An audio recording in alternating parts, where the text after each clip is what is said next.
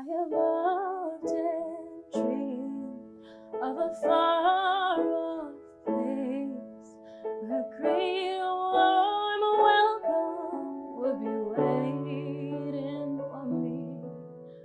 Somehow, even with her 2 majors and 1 minor, women's chorus practice, and her shift at the local mall, Kent State University senior Jordan Worrell still finds time to jam with her friends. Where the crowds will cheer when they see my face, and a voice that keeps saying, "This is where I'm meant to be." Not bad, right? But don't take my word for it. Kristen Young and Monica Millenig are her jam buddies. Oh my gosh. She is an amazing singer. I have never heard anyone quite like her that I've known personally. Ariana Grande, she matches Ariana perfectly. I wanna be like all the time. Ain't got no tears to cry. I love listening to her sing Ariana Grande. When she will do it for me, I'm like, wow, that's my best friend. Look at her go. An angel cried, an angel cried, an angel cried.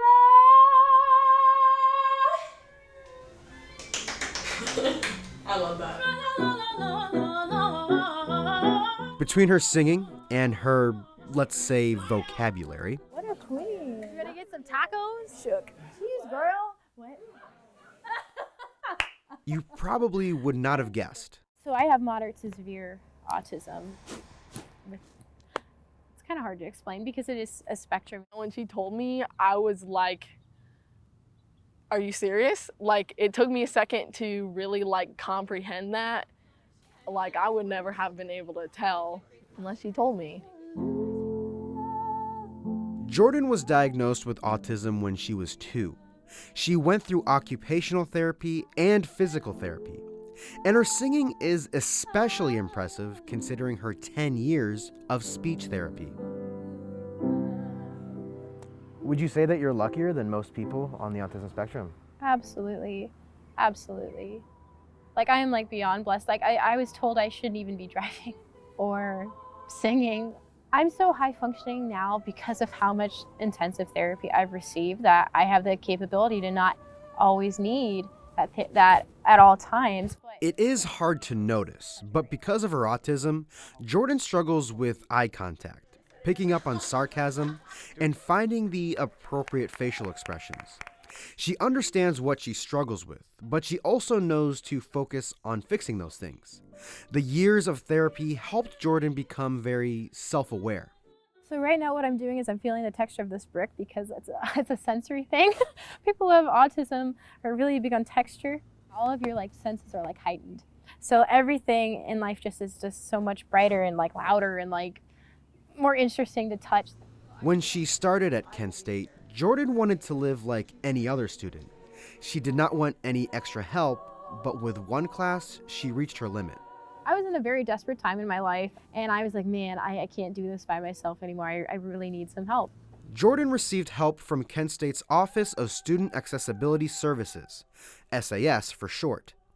SAS provides students with disabilities extra academic help, often in the form of extended time on tests, a private quiet room to take those tests, almost anything to help keep a student's disability from getting in the way of their schoolwork. I got exactly the perfect amount of time I needed on every test. It was so helpful, and I even got directions read to me, which was extremely, extremely helpful to me. Kent State's efforts to serve students with autism and other learning differences expanded a fair amount over the past several years. A handful of programs turned into the Autism Initiative for Research, Education, and Outreach. Hundreds of students, volunteers, staff, and faculty take part in these programs aimed at promoting academic and social success. The success of the autism initiatives did not go unnoticed. 3 different websites named Kent State one of the best colleges in the country for students with autism. Lisa Audette is the coordinator of the university's Autism Initiative for Research, Education, and Outreach, and she's heavily involved in the school's autism resources. The university is looking to embrace diversity, to give everybody a sense of place as part of its mission. The university has a long list of autism resources for students to get help, in addition to student accessibility services. The Autism Advocates Program assigns a university faculty or staff member to a student with autism to provide support throughout the school year. There are psychological services and a speech and hearing clinic. Kent State Autism Connections is a Facebook group and an online community where people on the autism spectrum, plus their family and friends, can go to comfortably to share information and ask each other questions. Disability is a room in the campus library where students with disabilities can go for an escape. The modest room has resource books, games, and sensory tools like these noise-canceling headphones. We can go into the disability room and relax, do homework, chill out, talk to other people. Corey Ullum is a disability regular, but with weather like this, he went around campus to take some photos instead.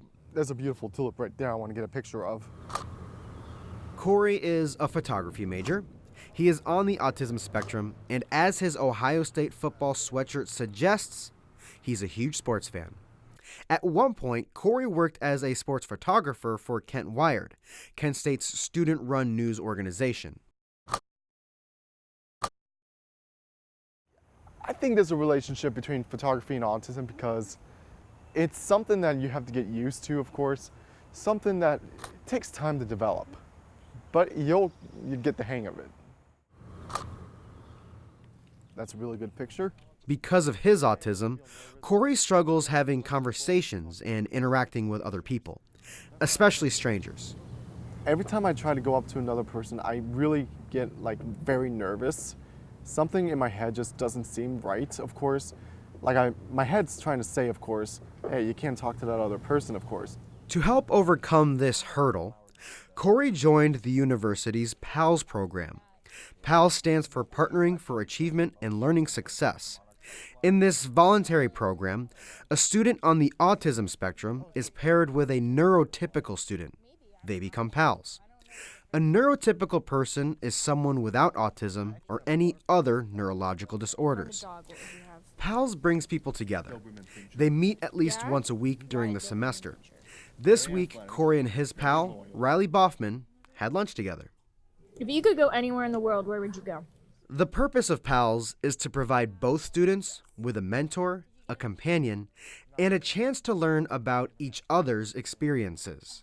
All expenses covered, airfare, wherever you stay, food, everything. Hawaii. It's been really beneficial to me. I've been learning how to talk to other people more, how to be able to keep the conversation going, learning how to keep eye contact with another person. So meeting with Riley, having lunch, and just having regular conversation, that's kind of like practice for you.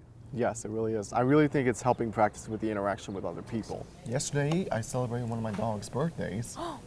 Which one? Baxter, he's turned 13 years old. Wow. Yes. Corey's pal Riley noticed his conversation skills improve since the time they met. You can just see the difference from the beginning of the semester. Both of us, we both change, I believe. We both improve as people. The PALS program was designed that way, for both students to benefit. They are paired as equals. Lisa Audette created the PALS program. She explained that people who do not really understand autism often impose many of the barriers people with autism face. It really was important to me when I developed PALS that we not communicate this less than impression of people with autism, in hopes that the neurotypical population would begin to realize, I'm part of this problem that keeps those people with autism oppressed. We have individuals on the spectrum who are obtaining their PhDs in things like neurobiology. Well, it's really hard for me to sit across from somebody who's getting a PhD in neurobiology and say, yeah, well, you're disabled and I'm not. Audette believes that to better serve students with autism, 3 things need to happen. Students should be provided with guided leadership opportunities. Faculty and students need to be aware of the strengths and talents of students with autism. But perhaps most importantly, students with autism need a say in what these programs need. Audette actually thinks she can probably learn the most from students who are critical of the programs. It's not a top-down approach where, like, I'm a therapist and I know best, and so you, person with autism, I'm gonna, fix everything that's wrong with you, and then maybe someday you'll be good to go. Alongside Audette, the university has another key developer of its autism resources. Kent State's better off to have autistic students here, and we're welcome to have them. Gina Campana works in the university's Division of Diversity, Equity, and Inclusion. She is involved with many of these programs, but she was key in the creation of Autism Connections Kent, which is run by students for students to promote autism acceptance on campus. Why is it so important that there are a number of programs rather than one or a couple? Because if you know one person with autism, you know one person with autism. So say this person here really needs that quiet room or the extended time to take a test, but they might not need any of the other programs. Or there might be another person that needs all the services, but they get to pick and choose, what they want and what's going to work best for them. One of Campana's biggest goals with these programs is for students to improve self-advocacy, to do a better job looking out for themselves. For example, Campana spoke about a student on the spectrum who, as a freshman, needed to be reminded to schedule classes or needed to be encouraged to call professors for help. As a senior, he took care of all that on his own. I definitely know that I'm way more mature and I can definitely communicate with professors and other authority figures much better than I used to. Campana knows this student pretty well. He is her son. I think she's doing a great job. It definitely shows how hard she tries. I definitely feel bad for the people out there that kind of have parents that don't really understand. As she developed these programs, Gina bounced ideas off Tristan. He said it was as if he could beta test the programs for his mom, which is a fitting way for Tristan to put it, since he worked IT at the university library and majored in digital sciences. Now, he is a graduate of Kent State University. To see him get here, it is just so exciting.